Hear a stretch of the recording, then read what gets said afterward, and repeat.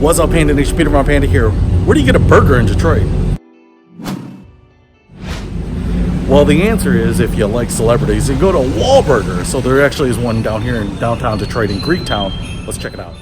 Now, Wahlburgers is made famous by the TV show Wahlburgers, and inside it has everything that I expected, including their iconic green chairs.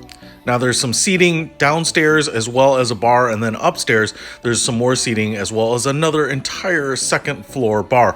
I will say that despite the fact that they are founded and owned apparently by the Wahlberg family, there is basically nothing anywhere in the restaurant that would suggest that they are associated with the Wahlbergs.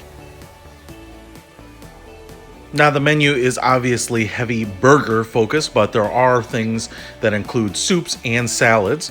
So we picked up the chili, also picked up the famous tater tots. Now, I don't know if they make them, but they definitely do taste pretty good because they are definitely more buttery and more heavily salted than other tater tots. So those definitely go fast. Had the Jen's chicken salad with caramelized onions.